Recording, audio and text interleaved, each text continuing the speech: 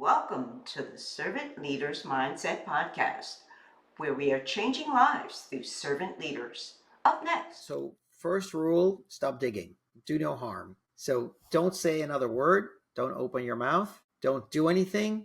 Don't throw anything. Just stand still and feel what is happening and start to use your body as your instrument to say, what is going on? What is making me so upset? What do I need right now to calm down? I need safety. What do I need? Do I need to drink water? Do I need to go for a walk? Do I need to breathe air? Do I need to do yoga? Do I need to eat something? What do I need to feel Hey grounded? everyone, welcome to the show. I'm pleased to introduce my very special guest, Mr. Alex Yaroslavsky. Born in the Ukraine and of Jewish faith, Alex came to the United States at the age of 10. He is currently an executive coach and mediator who specializes in emotional intelligence and conflict resolution. He works with clients in various industries and teaches conflict resolution at the Baruch and John Jay colleges. Welcome to the show, Alex. Thank you, Lena. Good to be here. Nice to have you. So let's just start with, can you tell our audience how you started on this journey to teaching and learning and working with clients on conflict resolution? Sure. So it started with my interest in negotiation, actually. When I was younger, I was always curious, how come some people could get a better price on a car and some people couldn't, even though the car was really the same? And that got me into reading and studying about different negotiation techniques. I couldn't believe that. To me, I remember when I saw a book like that, how come everyone doesn't know about this? It seems like such a key to the universe. And then that led me into interest in mediation. I went to graduate school and I learned about mediation there. And then eventually a friend told me that what I was doing in my mediation work was actually coaching. And so I should probably look at coaching as a profession. So in those 3 jumps, I evolved to become an executive coach. Excellent, excellent. So you mentioned when we first met that you're working on a book. Mm-hmm. So who is the book for? And what are some of the key lessons you want the person to walk away with after reading your book? So at the moment, I am writing a textbook that's aimed at my college students. Okay. But my next book that we're going to be working on is I've developed a framework by which I can help people resolve, I'd say, 90% of their conflicts. And the framework is what I call the 4 C's. There is the care, which is the first C, that especially when in conflict, it's really important to care about the other person. And that sometimes is harder than it sounds, because at that moment we are upset and our amygdala, which is in here, starts firing, and it is very challenging to actually care about that other person on the other side, because all we want to do is defend. So that would be the first C. And then the second one is clarity, which is to think about what is it that's causing our problem? What are we solving for? Is it that we were not notified? We feel left out? Is it that we feel angry about something? We feel we betrayed about something, whether or not that betrayal actually happened. So it's about being clear about what we want. The next step is to be curious, which is then to ask the other person, hey, this is what happened on my end, what happened on your end? And be open to that conversation. And then the 4th C is around choice, which is to say, here's where I would like for our relationship to look like. I do this and then you do that. And then what do you think we should do to get there? And then you give the other person the choice to figure out how to meet you where you want to be. And so that is my framework, and it's been really successful with clients. So that is going to be the subject of my next book, and that's going to be meant for a business audience. Interesting. So I was curious to know, with most executive coaches, we work with emotional intelligence a lot, but at the same time, how do you help your clients deal with conflict and manage their emotions at the same time? Because a lot of times conflict is happening a lot of times in real time. And so in working with one client, I was helping them with a hospitality training, helping them put together a curriculum for that. And so a lot of it has to do with doing things on the fly. Somebody comes to the front desk, they're upset, they're really anxious, and as you said, all those things start firing in terms of the freeze, flight, or fight. Yep. which is Yeah. kind of automatic, Yeah. right? Yeah. So, how do you help your clients manage those moments when they don't have time to think about it? It's just, or how do they prepare for that when they're coming and they're realizing that now I'm in a conflicting or I'm in conflict right now with someone else? How Yeah. do they manage their emotions? Yeah. So, first rule, stop digging. Do no harm. So, don't say another word. Don't open your mouth. Don't do anything. Don't throw anything. Just stand still and feel what is happening and start to use your body as your instrument to say, what is going on? What is making me so upset? What do I need right now to calm down? I need safety. What do I need? Do I need to drink water? Do I need to go for a walk? Do I need to breathe air? Do I need to do yoga? Do I need to eat something? What do I need to feel grounded? And then start thinking about what actually upset me. And then that other person, maybe they're not so bad. Maybe, even though I'm upset with them now, that's the care part kicking in.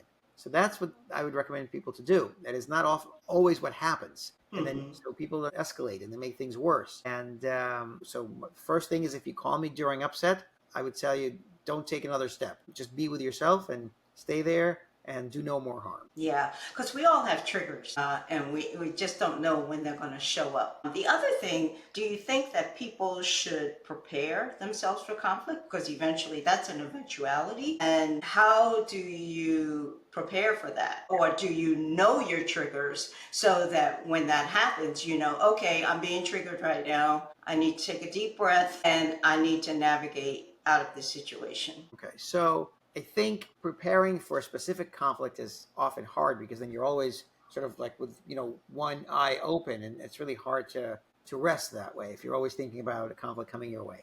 But I think if you take conflict resolution training and if you get skilled at it, you practice it, and you know what to do, I think that's a better strategic approach for preparing the possibility of Right. conflict. So that when someone approaches me and says, actually, Alex, I have a problem with you, my body knows what to do. Right. Well, a lot of it has to do with experience too. And what I mean by preparation, I was talking about, like, for instance, in the hospitality industry, you know, if you're going to come into certain kinds of conflict based on if you're running a restaurant, people are going to come to you. I didn't like the food. I want my money back. All of those different scenarios. And those are the things that you're talking about, right? That you practice. So you know that these situations are inevitable and that if you practice those things, when they do present themselves, you're probably not as nervous because you already know how you're going to remedy the conflict. Well, I would say this. Then in that case, practice is, I would say, energetically. So if you're in this hospitality space where your role is the host and the other person is the guest, and then they're going to, usually, right, they won't tap you on the shoulder and say, I just want to tell you how much I enjoyed once in a while. But much of the time they tell you that there's a problem, right? So energetically enter in that conversation from a place of, I want to help you. I don't yet know why you're doing this. I don't yet know what your problem is, but my intention is to be helpful and leave you feeling good after our interaction. Just start with that. Because the next question is, how come this person is complaining to me? What is happening? Is it that they are not happy with their service and so somehow their ego is offended? Maybe that's it. Is it that they're trying to show off for their date? Is it that what is actually causing this distress? Do they feel embarrassed in some way? Sort of like what is going on? And I would engage in that conversation with them and find out what's bothering them. And so then give them as much choice as possible with options. So what can I do for you? Would you like some dessert? Would you like that? Can I offer you a bottle of wine? Can I get you a cab? What would make things right? Excellent. Yeah. Kind of like that. You give them alternatives, you give them choices. And, I've seen scenarios too where people, like somebody got fired and they didn't want to leave, and the person who was in the security, a lot of people who in law enforcement really know this stuff down. They've got it pretty down cold because they are trying to de-escalate. Mm-hmm. And so, giving a person alternatives instead of forcing them into one choice. It's like you have a choice. You can either leave now, and if you don't leave, this is the consequences, or you can do this, and you sort of kind of coax them towards the appropriate answer. And at least these are the tactics that they use in law enforcement. But it depends on what industry you're in, what situation you're dealing with, and whether the safety of yourself and the other person is at issue. Yeah, so I would actually, from my perspective, I would not talk about consequences Mm-hmm. because that is interpreted often as a threat. And when it comes to safety concerns, I would be careful about not creating a situation which escalates. And I have seen situations that escalate to me, they escalate unnecessarily. And there was a time when I used to teach mediation skills, and I had a police sergeant who took the course. And what she reported is that they would send all emotionally disturbed people to her because once she had the skills of placing herself energetically to a place of being helpful, the person's emotion changes, they calm down. And so when an officer shows up decked out in tactical gear, which they have to have for safety reasons and other reasons, they seem threatening. And often the way that they position themselves with that gear, just because of the way it's weighted, is they sit back and they hold their vest like this, their hands on their vest. And so that is a comfortable resting position, but it seems defensive. And so if I don't have that same armor, my amygdala is firing up. Now I feel under threat. And then I start explaining the consequences of my actions, and then I feel even more under threat around that. So in my experience, I think that all too often, officers are taught everything from neutral to deadly physical force. What they're often not taught as much is from neutral to this energetically, how do I de-escalate the situation? It's not true, of course, university. That happens plenty. But from my perspective, not enough. And when I've seen things go wrong is when the officer is doing what they've been taught. They don't do any differently, but they're leaving a lot on the table as far as being able to resolve a situation before it gets to one that is physically dangerous. Right. So you really do make the point that more conflict resolution strategies should be taught more, particularly when you talk about law enforcement. And, as I said, it is in situations I've seen where people were trained to, and as well as we were developing the curriculum, was that the choice is that you cannot stay here. You do have to leave, but we'll help you. We will help you, and we will give you, we will call whomever you need to call. As you said, we will call you a cab. We will make this easy for you, but you cannot stay here. And that is something that, once again, like I said, everybody has a different opinion on how you balance those two things of being helpful and also helping people to understand that they can't continue to do what they're doing, and that you come to an agreement as to how you're going to solve or resolve the conflict. Yeah, so here's the piece, and you mentioned a really interesting word, understand. A person who understands is a person who's using their prefrontal cortex. Mm-hmm. That is a person who can respond to, if you don't do this, this is what will happen. That a person is able to understand that. When a person feels threatened, and I'm using the word feels threatened, then they're using a different part of their brain. They're using their amygdala. Mm-hmm. And the amygdala does not understand consequence. Right, absolutely. So when someone is explaining, you cannot stay here, when the person is under the effect of their amygdala, they just don't understand what that means. So, right? Not at that moment, for Not sure. at that moment. So speaking to them is not so helpful. And this is what I often feel, what I see happens in escalation, is that the one person is under the effect of their amygdala, but the other person is speaking to them as if they're able to understand, and they just are choosing not to comply. And to the outside world, sure, they're choosing not to comply, but from their inside perspective, they just don't have that ability in that moment. And that is not recognized. Absolutely. Well, let me ask you, let's pivot a little bit. You work a lot with leaders. So what was the most difficult conflict you helped a leader to resolve?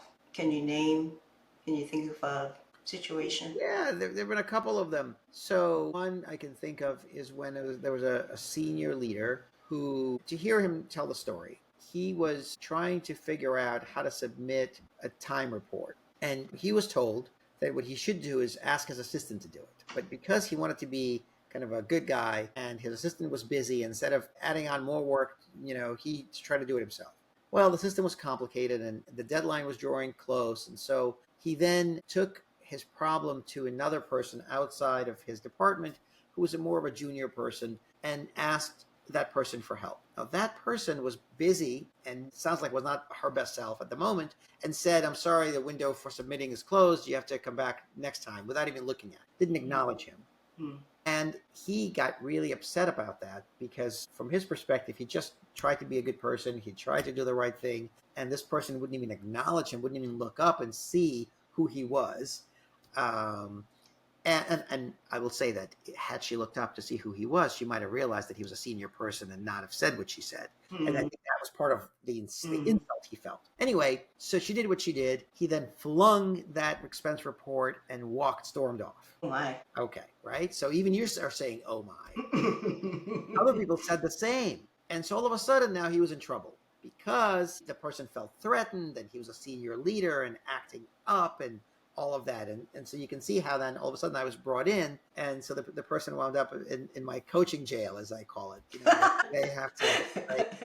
So, you know, I could see both sides of that. I could see how from the company's perspective, what this person did was uncalled for. And he left a big wake because he didn't really own how senior of a person he was because he worked himself up from the very bottom. And I often find that people who don't move companies a lot are more apt to have this issue because when you move companies, you're in a new environment, you pick up the new culture, and so you kind of have a sense of who you are because you're usually hired into a more senior role like that.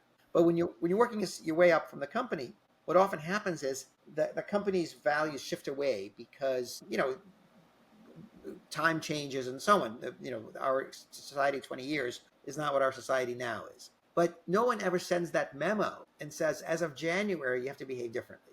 So the person keeps growing and becoming bigger and bigger. They get their promotions, but they never really clicks that what they used to be able to do when they were a junior person, and people didn't so much care, one, because the culture was different, two, because they didn't have so much power. Now people care a lot. And so that person was very surprised that happened. And of course, the organization also said, look, we're also liable here. We can't have you walking around like a bull in a china shop creating HR problems for us. And so the difficult part was confronting that person and calling them out on the things that they are doing that were wrong. Because he, of course, also got angry at me when I called him out on that. And I had to be able to sit with that and not escalate that or not flinch, essentially. And so that's what happened. Yeah, you know, I was thinking about the importance of self-awareness too when you are in a conflict situation and how quickly, you know, we are even just, and like you said, you don't walk around frightened or afraid of conflict, but realizing it's a part of human interaction. It's one of the parts of human interaction. So in terms of when you're working with someone and analyzing, you know, the situation or the conflict that person, how do you help that person, like in this particular case, how do you help that person to become more self-aware? Why did you respond? What was it that triggered you in that particular situation? Yeah, absolutely. You're asking me? Yes. Is there a specific way that you do that when you confront someone? Oh, yeah. So I'll give you an example. This was, you know, this person, he and I met for a coaching session, and that company, the way it worked is you have to book a conference room for a certain period of time. And so he had his assistant, he asked his assistant now to book this conference room from, let's say, 1 p.m., just as an example. And so we arrived at 58 into the waiting area. And at 1 o'clock, as soon as the light shifted, you know, to now it's available, he walked in, and essentially the social impact was that he barged in on the people who were currently in the room because they were wrapping up, you know, their meeting. But so he sort of came in and essentially kind of kicked them out. And wow. he thought nothing. That's interesting to see you saying, wow. He thought nothing of it. It was his time. You know, it's not that he kicked them out even a minute before. He kicked them out during his time. So he would say, forget about the fact that I'm a senior person at this organization. I booked the room. This is what you're supposed to do. But once again, he was not sensitive to his gravity in the situation. That he was a man, that he was a senior guy, and the two people I mentioned, but they happened to be junior women. And so he just did not really appreciate that piece. So I was the one to have to tell him, here's the situation, here's how I see it. here's how they're seeing it. Did you see how they looked? Did you see when they went, oh, I'm so sorry? Did you see that? Mm-hmm. Mm-hmm. And so it's incumbent upon him to be able to be sensitive to that and to see that. And maybe what you do is you knock on the door and you say, is it okay? Rather than you just fling the door open because the light went green. Mm-hmm. So those are the kinds of things that he had to learn and he had to abide by. Interesting. Very, very interesting. So I'm curious. You are teaching young people now these skills. And so, how are conflicts that your students might encounter or when you address them, which is a whole different target population, Mhm. how is it different from past generations in terms of the kinds of things that they're saying that they confront? And why would they take, why, if I was a student, Yeah. why would I take a course like conflict resolution? Obviously, it's a very good skill to have, but why would I see the importance of it Well, as a young person? you would look at a site like ratemyprofessor.com and you would take it because you see the ratings I get from people take it because it's a capstone course and it's on a Hmm. Friday afternoon and it's convenient. So that's how people show up. And I ask the same question every semester at the very beginning. And once in a while, some people say, they're interested in the subject. And the subject is kind of interesting. But the reason is I'm a senior. I have to take it. It's the only class that fits into my schedule. And then I looked at your ratings and you seem like a decent prof. So that's that order. Okay. So that's why they do it. Now, to answer your first question, I honestly don't think that the issues of people are that different. The conflict issues are that different. I think that technology is different, and I think people have a different relationship to phones and computers and laptops. When I first started teaching, the idea of electronics in the classroom, I remember telling students, please put away your sidekick. And if I don't know if you remember what a sidekick was, but this was before the Apple product. One of those things that would flip open and you would take some notes in. But now I can't even tell people to put away their phones. Hmm. Somehow a laptop, which is really not true, seems more academic. So when someone's typing in their laptop, it seems like they may be taking notes. I don't actually know what they're doing. But somehow when someone's on their phone, it seems like they're just like texting their friends. And by the way, that is definitely not true. People text from their laptops. I know because I do it. And people also use their phones for taking notes because I've also done it. So that is just a prejudicial sort of perspective on my part. So there's that piece. But in terms of conflict, there's not a difference. People have a parental conflict. They have conflicts with their siblings. They have conflicts with their significant others, with their bosses and their customers, with other professors. So they're all the same. And I think as long as human beings have walked this earth in our modern form, we have had conflicts. Maybe the language changes. Maybe the subject of the conflict changes. But the conflict itself, I think, is universal. Interesting. So, having recently, it hasn't been that long ago that I was in the classroom too teaching, and I taught ethics, and which is very similar to this whole kind of thinking. But I was curious about understand students. I was teaching healthcare students; they were dental students, and so what was interesting to me is with all the technology. Have you noticed, or you might notice something very different, that there's a difficulty in reading body language? You talked a lot about understanding conflict, police officer holding his, lapels or Yeah, whatever. we're the best. That body language also is a big communication, a way in which we communicate. So have you noticed, I'm just curious that, we would do a lot of work with uh, chair-side matters, which you call Mm-hmm. the dentist. Understanding when, reading how to read the body language and then how to respond appropriately. Mm-hmm. Yeah. And so the class I teach two classes. One of them is on this conflict resolution class is in person, and I value that for that reason because I'm able to show up in front of the students physically. It's more difficult to do it in a asynchronous environment, and without cameras. In terms of the way I approach it is I think of our body as an antenna. Our body receives signals from the other person. It's not only speech that is transmitted, not only the content. That is what happens when you are on Slack or on text. And that's why we've added emojis so that we can express emotions that way beyond just, all caps yelling. So the way we interact in real life, there is, of course, our facial expressions, there's our body language, the tone of our voice, lots of things. And only 7% really is the content, the transcript of the conversation. So when we're in a virtual world, when I do my work on Zoom, certainly try to have people have their cameras on so I can view them and see them and react to them, and that helps a lot. In the physical world, I train my students to be mindful of all of that. And the question around the antenna is, how do you interpret the signals you're getting? So I think my model of it is that we receive those signals. We don't necessarily have a well functioning decoder to understand what those signals are and how we interpret them.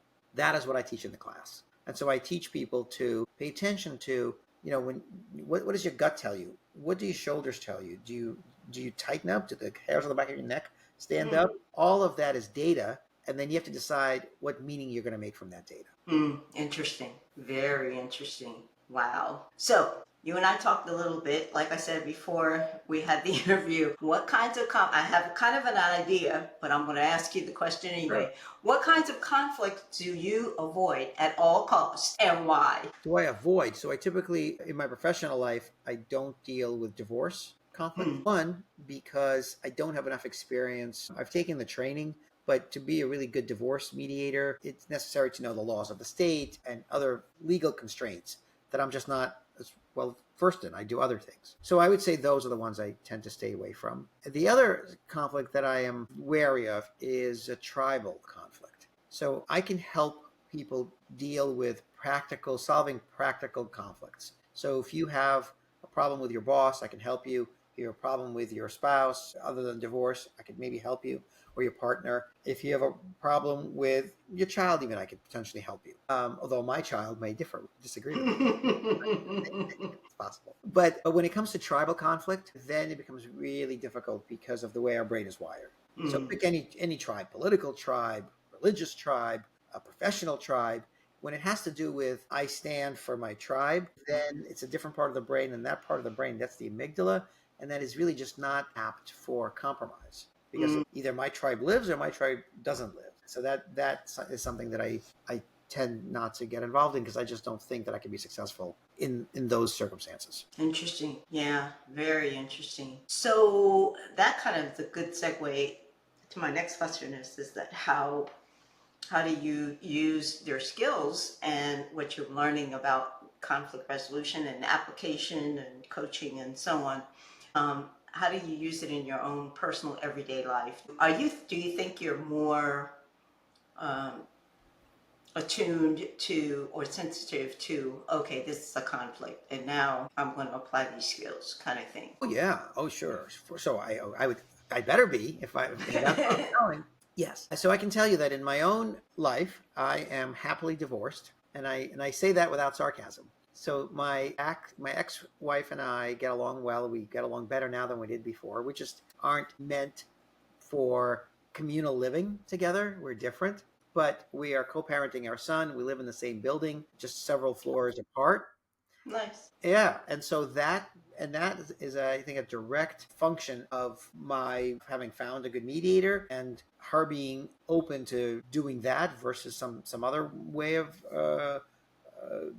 divorcing. And so we got lucky with that. So that's one example. And I would say another example is with my son, who is 15, and I ask him for feedback. I apologize to him if I, upon reflection, was extra, as he would say. And I also try to really coach him to have those skills. And he doesn't like it in the moment, but he does thank me and acknowledge it later when those skills pay off. So that certainly does happen. And with my parents, I would say that I've learned how to hold my tongue sometimes. So I don't always need to be the teenager, to my parents. What about, like we have that. And I think, yeah, the same thing with my friends. I would say, as of now, I have a pretty drama-free environment, so I'm able to maintain relationships and deal with conflicts as they come up. So I think I use the skills that I. Good. That's excellent. Do you think, based on your experience, that it should be taught, these skills should be taught sooner? Like with younger groups, like high school students, perhaps, and junior high school, and maybe perhaps younger? Absolutely. I would say younger. I think kids naturally know and naturally want to learn those conflict resolution skills I would say probably maybe in fifth grade, like that, somewhere thereabouts. So a little bit older than toddlers, where they do what they're told, and a little bit before maybe those years, the transition years of seventh grade and middle school, when some kids already started to go through puberty, and then they wind up becoming more tribal and primal in their development. But if they're taught, when they're able to appreciate the process of mediation, or the process of looking at their own emotions and saying, this is what I'm feeling, I think that really is the best time to do that. And I would say that if there's one thing that, shouldn't say one thing, but one thing we do not teach enough of in the Western world generally is an emotional vocabulary. We teach non-emotional vocabulary, adjacent, we teach those words, but we don't necessarily teach the richness of our emotional palette. And I think if people would be able to just go in very quickly and identify, this is what I'm feeling, then that is what calms down the amygdala. That's escalation. Very interesting. And so in your business now, what kind of services are you offering? Do you have courses? What exactly services are you offering in your business? And Yeah. what is the name of your business so people Oh, will okay, know, sure. so the audience will know? We'll start there. It's conflictyes.com. So if you want to find out more about me, go there, and you'll see all the services I offer. So I mainly do two things. I do executive coaching, which is working one-on-one with typically a corporate leader or CEO, or sometimes I do with family businesses, where I help them to develop their emotional intelligence, their ability to lead, their ability to provide feedback. And then I do cleanup work or firefighting work when there is a conflict, and then I'm called in to help resolve that conflict. So then I work with two people or more, and then I have a slightly different process where I go about understanding everyone's point of view, figuring out how to help them come to a resolution that is acceptable to them. And then in addition to that, I offer some training courses for people who want to learn. That's interesting. Do you normally work, I know you work with CEOs, but do you work with HR departments? Oh, sure. Okay. HR departments are my best friends and I customers. bet. And I'm a former HR person myself, so I Oh, have a okay. lot of contacts in that business. Well, I really appreciate you taking the time to come on the show. You shared some very good information with our audience, and hopefully that they will follow up if they want to learn more about your business and what you do. It's a very unique way of approaching things, but I think we don't realize how resolving conflict is probably at the base of everything that we do as we interact, particularly in work world. So thank you so much for coming, and it was a pleasure having you. My pleasure. Thank you, Lena. Great to be here.